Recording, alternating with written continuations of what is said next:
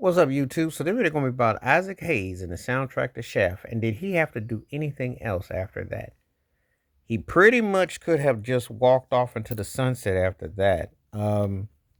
Isaac Hayes had established himself along with his writing partner David Porter as one of the greatest musical songwriting duos ever. Huge songs in the '60s, and the musical arrangements and covers, which is so underappreciated because Isaac Hayes had some covers that were mind blowing, and his arrangements were incredible. I mean, the way he would hear the music and the blend and the stylings was uncanny.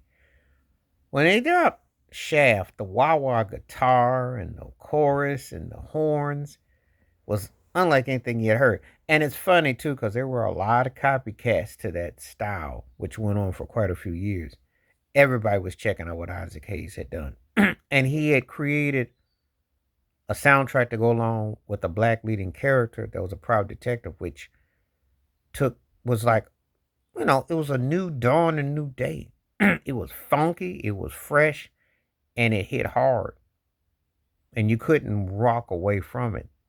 His voice had that strong, masculine tone and it bravado, swag, freshness. So when you create a soundtrack and a song that you win all those awards and everybody's looking at you like, yeah, you really were on to something and you created something special.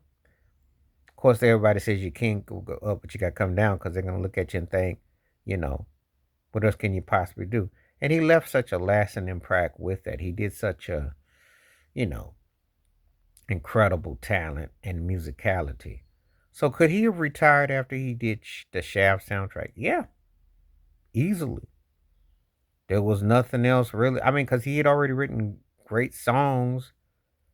Did Sam and Dave. I mean, he was part of Stax Records. He was writing and hit making team. And then he did his solo career.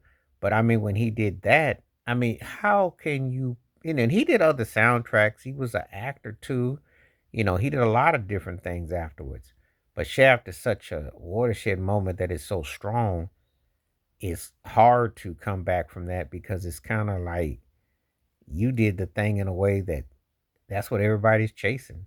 They looking for that kind of, pinnacle, that kind of statement. And you did the thing. And did he ever do it? I mean, he did it in a real way. Because this day, 50 plus years later, that's one of the most recognizable pieces of music you're ever going to hear.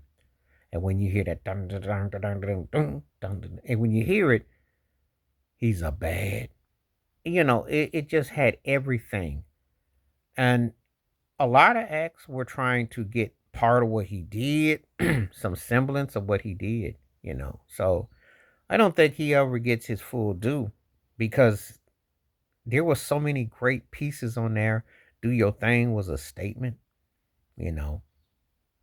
Cafe Rigo was something else. I love his musicality, like the lushness. He was definitely inspired by Burt Bacharach. You could tell by that lushness, but he had his own uncanny way of putting those arrangements and the instrumentation together, which you just don't. So yeah, he could have probably stepped aside after Shaft and been good, because you couldn't really argue against what he had created. It's a lasting musical treasure. But anyway, tell me what you think.